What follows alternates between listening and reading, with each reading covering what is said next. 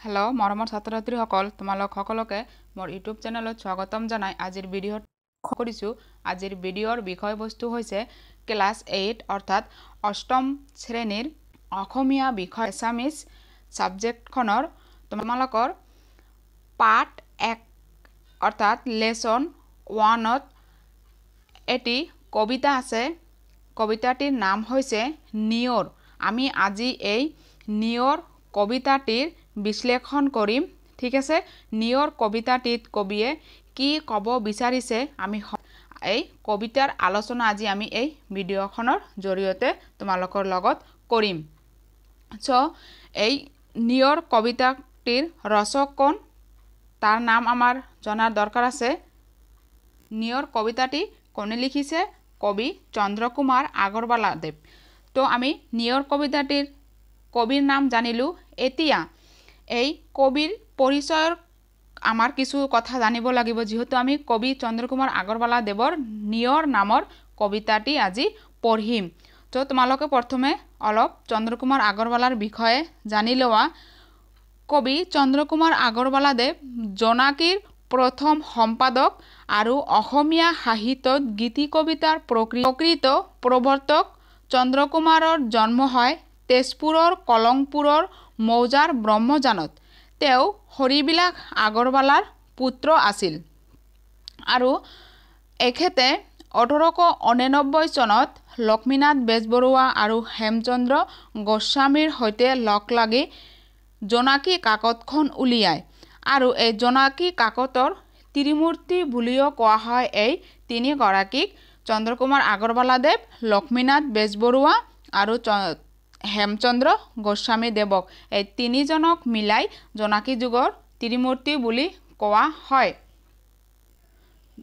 জোনাকীৰ প্ৰথম বছৰ প্ৰথম সংখ্যাত প্ৰকাশ পোৱা আগৰৱালাৰ বনকুঁৱৰী নামৰ গীতি কবিতাটিয়ে আছিল আধুনিক কবিতাৰ শুভাৰম্ভ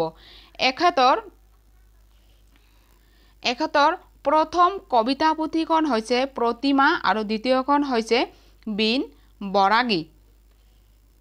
আৰু চন্দ্ৰকুমাৰ আগৰৱালা দেৱৰ প্ৰতিমা কবিতা পুথিৰ আলোচনাত লক্ষ্মীনাথ বেজবৰুৱাই এখন কথা কৈছিল অৰ্থাৎ উক্তি দিছিল প্ৰসংগ এই প্ৰতিমাৰ প্ৰসংগত কৈছিল যে প্ৰতিমাখন সৰু কিন্তু নিবাজ হনৰ লক্ষ্মী চন্দ্ৰকুমাৰ আগৰৱালা দেৱৰ 1937 চনত গুৱাহাটীৰ নিজ ঘৰত তেওঁৰ মৃত্যু হয় ঠিক আছে এইখিনিয়ে থুলমূলকৈ কবি চন্দ্ৰকুমাৰ আগৰৱালা দেৱৰ পৰিচয় আমি জানি ললো আমি কবিতাখন সম্পূৰ্ণ বুজাৰ পিছত আমি তোমালোকৰ এই কিতাপত দিয়া এই পাঠ্যপুথিত দিয়া চন্দ্ৰকুমাৰ আগৰৱালা দেৱৰ পৰিচয় আছে আমি সেইখিনিও ভালদৰে পঢ়ি লম ঠিক আছে প্ৰথমে আমি এতিয়া চোৱা তোমালোকে এই নিয়ৰ মানে কি নিশ্চয় তোমালোকে অলপ শব্দটো শুনি গম পাব পাৰিছা যে নিয়ৰ কি জাৰকালিৰ দিনা কিন্তু এই নিয়ৰ পৰে হয় নে নহয় জাৰকালিৰ আকাশত বায়ু চেঁচা হৈ কি হয় তাত থকা জলীয় ভাৱস্প গোট মাৰি সৰু সৰু পানীৰ কণিকা ৰূপে গাহ বনত লাগি ৰয় এই নিয়ৰ হয় নে নহয় গাহ বনত যেতিয়া নিয়ৰ পৰে চাবাচোন ৰাতিপুৱা গাহ বনত ফুলৰ পাহিবোৰত টপাল টপাল পৰি থাকে আৰু দেখিবলৈ কিমান ধুনীয়া সেই এই নিয়ৰক লৈয়ে কবিয়ে এই কবিতাটিৰ মাজেৰে অস্বাভাৱিক কল্পনা কৰিছে কবিয়ে বিভিন্ন ধৰণৰ কল্পনা বিবৰ হৈ পৰিছে এই নিয়ৰ টপি আৰু নিয়ৰক কি কৰিছে মণি মুকুতা ইত্যাদিৰ লগত তুলনা কৰিছে মুঠতে প্ৰকৃতিৰ সৌন্দৰ্য এই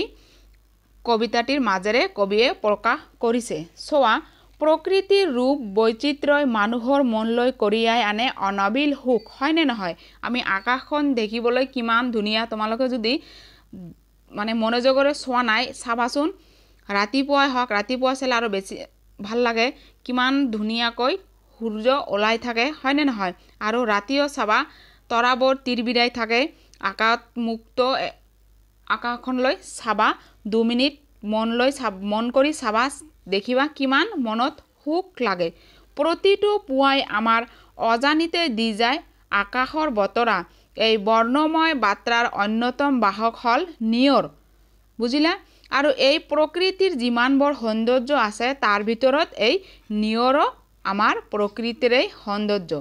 মুকুতা সদৃশ নিয়ৰ কণাবৰ গাহবনৰ ওপৰত কাহিলি পুৱাতে জিলিকি থকা দেখিলে আমাৰ মনলৈ নানা ভাৱ অহাটোৱে স্বাভাৱিক কাৰ মনলৈ কবিৰ মনলৈ যেতিয়া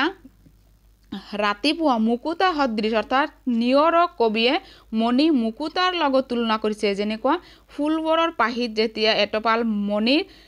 এটপাল নিয়ৰৰ পানী পৰি থাকে চিকমিক কৰি থাকে তেতিয়া কবিয়ে সেই টপাল নিয়ৰক মুকুতাৰ লগত তুলনা কৰিছে আৰু কৈছে এই মুকুতা সদৃশ নিয়ৰ কণাবোৰ গাহবনত যেতিয়া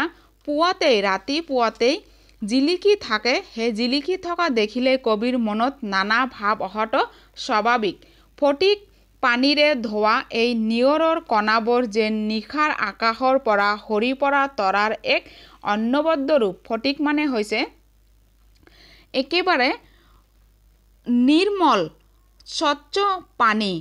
নিৰ্মল পানীৰে ধোৱা যেন কণাবোৰ নিয়ৰৰ কণাবোৰ কি কৰে নিশাৰ আকাশৰ পৰা মানে ৰাতিৰ আকাশৰ পৰা সৰি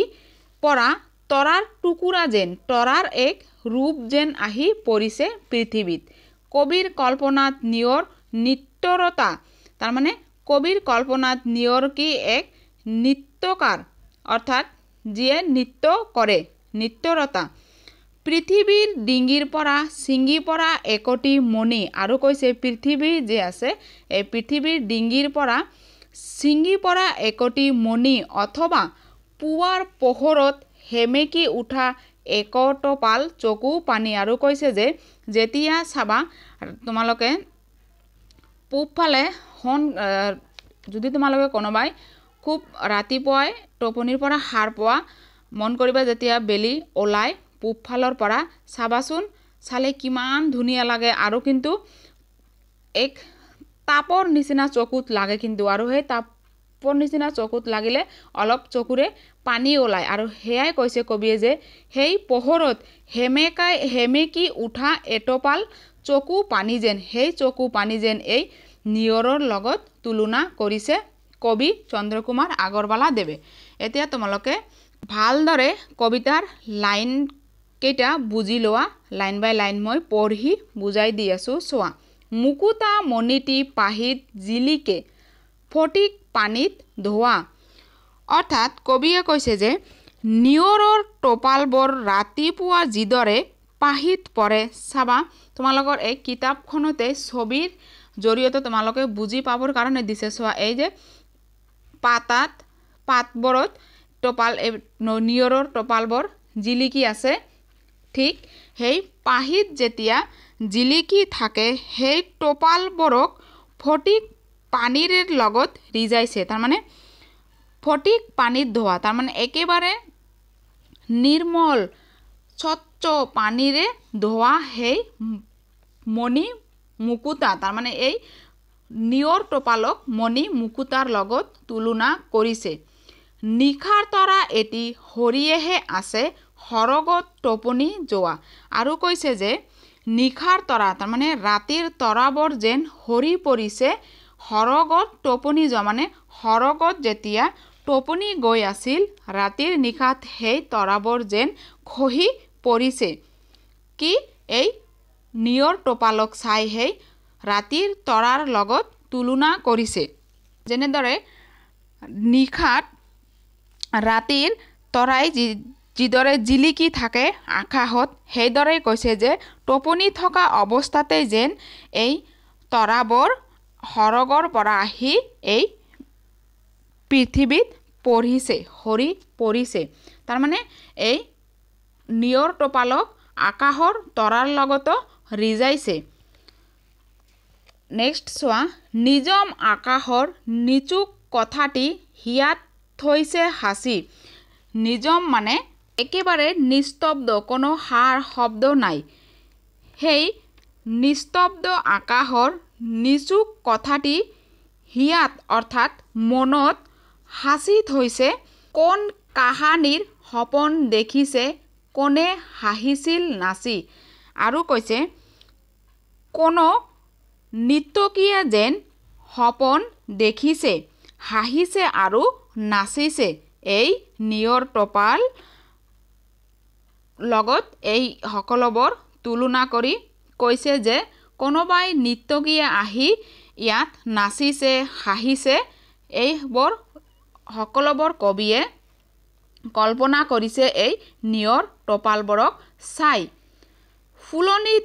কোনে নিশা নাচিছিল ছিঙি ৰৈ গ'ল মণি আৰু কৈছে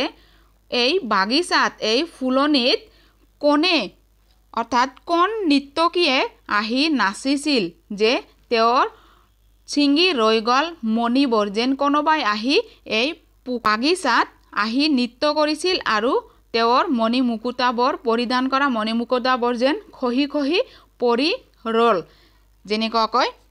চিকমিকাই আছে আৰু কৈছে ৰংগিলীৰ ভাৱ সাঁচি নাচনৰ ৰল চিন এই কণী আৰু ৰংগিলী মানে সেই নৃত্যকীকে বুজাইছে যে ৰংগিলীৰ নৃত্যকীয়ে হাঁহিছে আৰু নাচিছে আত্মহাৰা হৈ আৰু সেই চিন এই মণি মুকুতাবোৰে দিছে এই চিনবোৰ এই মণি মুকুতাৰ মাজত ৰৈ গ'ল পুৱাৰ হেংগুলি বেলিটিলৈ চাই এটুপি চকুৰ পানী আৰু কৈছে যে পুৱাৰ সেই হেংগলীয়া ৰঙৰ বেলিটোলৈ চালে যেন যিদৰে চকুৰ পানী ওলাই সেই চকুৰ পানী এই নিয়ৰ টপালৰ লগত ৰিজাইছে চকুত তাপ লাগে আৰু চকু পানী ওলায় কবিয়ে এই নিয়ৰবোৰক সেই চকুৰ পানীৰ লগত কিন্তু তুলনা কৰিছে তোমালোকে মনত ৰাখিবা এই নিয়ৰ কবিতাটিত কবিয়ে কিহৰ লগত নিয়ৰক তুলনা কৰিছে বা ৰিজাইছে পৰীক্ষাত আহিব পাৰে নিয়ৰ কলিৰে হবে ফুল জুপি চাইছ ভাবতে ভাহি আৰু কৈছে যে এইবোৰক নিয়ৰ কলি অৰ্থাৎ কি টপালৰ নিয়ৰৰ টপালবোৰ কলিৰ মানে সেই নিয়ৰৰ টপালবোৰৰ কথাই কৈছে যে কবিয়ে ভাৱনাত বিবৰ হৈ ভাবিছে যে ফুলৰ পাহিবোৰৰ পৰা নিয়ৰবোৰ এনেকুৱা সৌন্দৰ্য কবিয়ে পাইছে খুজি পাইছে বিচাৰি পাইছে যে একেবাৰে বিবৰ হৈ ভাবি আছে আৰু সেই ভাবতে ভাবতে হাই কি বিষময় পেলালে বায়ুৱে জোকাৰি ফুলৰ পাহি বিষময় মানে হৈছে বেয়া তো এই ভাবতে ভাবতে এই নিয়ৰ টপালক এনেকুৱা মণি মুকুতাৰ লগত তুলনা কৰিছে তৰাৰ লগত তুলনা কৰিছে নৃত্যকীৰ ডিঙিৰ পৰা চিঙা মণিৰ লগত তুলনা কৰিছে এনেকুৱা ধৰণে কবিয়ে ভাৱনাত বিবৰ হৈ থাকোতে কি হ'ল এজাক বায়ু আহি বতাহ আহি সকলোবোৰ পাত ফুলৰ পাহি জোকাৰি মাৰিলে লৰচৰ কৰিলে আৰু সেই লৰচৰ জোকাৰি বায়ুৰ ফলত কি হ'ল সকলোবোৰ নিয়ৰ হৰি পৰিল পাতবোৰৰ পৰা নিয়ৰ টপালবোৰ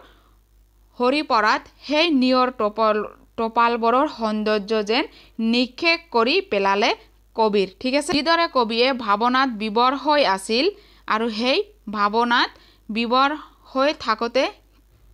কিহে সৌন্দৰ্যবোৰ নিক্ষেপ কৰিলে বায়ুৱে জোকাৰি মাৰি সকলো সৌন্দৰ্য নিক্ষেপ কৰি পেলালে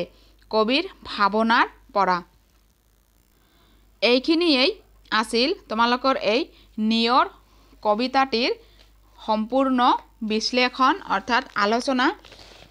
যদি তোমালোকে এই ভিডিঅ'খন ভাল পাইছা তেন্তে তোমালোকৰ সকলো বন্ধু বান্ধৱীৰ লগত শ্বেয়াৰ কৰিবা কিয়নো তোমালোকৰ বন্ধু বান্ধৱীও যাতে এই নিয়ৰৰ সম্পূৰ্ণ আলোচনা অৰ্থাৎ বিশ্লেষণ বুজি পালে তোমালোকে পৰীক্ষাত যিকোনো ধৰণৰ প্ৰশ্ন আহিলে লিখিব পাৰিবা আৰু আমি নেক্সট ভিডিঅ'ত এই নিয়ৰ পাঠৰ সকলো প্ৰশ্নৰ উত্তৰ আলোচনা কৰিম আৰু তোমালোকক এটা কথা কওঁ মোৰ এই ইউটিউব চেনেলৰ জৰিয়তে সেৱা আৰু CBSEৰ 1 পৰা 12 লৈকে অসমীয়াৰ বিষয়ৰ সকলো আলোচনা কৰা হয় চেপ্টাৰ হওক কোৱেশ্চন আনসাৰে হওক তোমালোকৰ যিকোনো অসুবিধা থাকিলে কমেন্ট কৰি জনাবা সলভ কৰাৰ চেষ্টা কৰিম লগতে হিন্দী আৰু সমাজ বিজ্ঞানৰো সকলো চেপ্টাৰৰ তোমালোকে ভিডিও পাবা এই চেনেলখনৰ জৰিয়তে যদিও তোমালোকে এতিয়াও চেনেলখন সাবস্ক্ৰাইব কৰা নাই সাবস্ক্ৰাইব কৰি লবা আৰু এতিয়ালৈকে যদি ভিডিওখন লাইক কৰা নাই লাইক শেয়াৰ কৰি দিবা সোৱা তোমালোকে এতিয়া চন্দ্ৰকুমাৰ আগৰৱালা দেৱৰ বিষয়ে এখেতৰ জন্ম হৈছিল 1867 চনত আৰু মৃত্যু হৈছিল 1938 চনত 38 নহয় ইয়াত 37 হ'ব লাগিছিল মই জনামতে 37 চনতে হয় ঠিক আছে অসমীয়া সাহিত্যলৈ ৰোমান্টিক সাহিত্যৰ ঢল বৱাই অনা কবিসকলৰ ভিতৰত চন্দ্ৰকুমাৰ আগৰৱালা অন্যতম তেখেতৰ শ্ৰেষ্ঠ কবিতা পুথি হল প্ৰতিমা তোমালোকৰ প্ৰশ্নত আহিব পাৰে যে চন্দ্ৰকুমাৰ আগৰৱালা দেৱৰ শ্ৰেষ্ঠ কবিতা পুথিৰ নাম কি প্ৰতিমা সেইভাবে তেখেতক প্ৰতিমাৰ খনিকৰ বোলা হয় আৰু যদি প্ৰশ্ন আহে যে প্ৰতিমাৰ খনিকৰ বুলি কাক কোৱা হয় চন্দ্ৰকুমাৰ আগৰৱালা কিয় কোৱা হয় তেখেতৰ শ্ৰেষ্ঠ কবিতা পুথি প্ৰতিমা কবিতা পুথিখনৰ কাৰণে তেখেতক প্ৰতিমাৰ খনিকৰ বুলি কোৱা হয় বুজি পালা তেখেতৰ কবিতা পুথি সমূহ হল প্ৰতিমা বিনবৰাগী চন্দ্ৰামিত আদি তোমালোকৰ যিকোনো দুটা কবিতাৰ পুথি লিখিব আহিব পাৰে বা এটাই আহিব পাৰে বা দি দিলে যে বিনবৰাগী কবিতা পুথিখনৰ ৰচক কোন চন্দ্ৰকুমাৰ আগৰৱালা তেখেত জোনাকী কাকতৰ প্ৰথম সম্পাদক আছিল এই কথাখিনি আমি কবিতা আৰম্ভ কৰাৰ আগতে আমি আলোচনা কৰিছো হয়নে নহয় 1938 চনত একচুয়ালি এই চনটোলৈ অলপ কনফিউজ আছে 37 হ'ব লাগিছিল ইয়াত ঠিক আছে 37 চনত তোমালোকে তথাপিও অলপ চাই লবা চনত তেখেতৰ দেহাবসান হয় অৰ্থাৎ মৃত্যু হয় স্বৰ্গবাসী হয় লক্ষ্মীনাথ বেজবৰুৱা চন্দ্ৰকুমাৰ আগৰৱালা আৰু হেমচন্দ্ৰ গোস্বামী এই তিনিজনক সেই সময়ত অসমীয়া সাহিত্যৰ চৰ্চা কৰা সকলে জোনাকীৰ ত্ৰিমূৰ্তি বুলিছিল এই ত্ৰিমূৰ্তিৰ অৱদান সৰ্বজন সমাদিত তোমালোকৰ এইখিনিয়ে কবিতাত দিয়া আছে ঠিক আছে তোমালোকে ধুনীয়াকৈ পঢ়ি লবা আমি নেক্সট ভিডিওত এই ক্ৰিয়াকলাপত থকা সম্পূৰ্ণ গোটেই কেইটা কোৱেশ্চনৰ আনসাৰ আমি তোমালোকক দিম ঠিক আছে আজিৰ এই ভিডিওখন আমি ইয়াতে সমাপ্ত কৰিলো লগ পাম আমি নেক্সট এটা ভিডিওত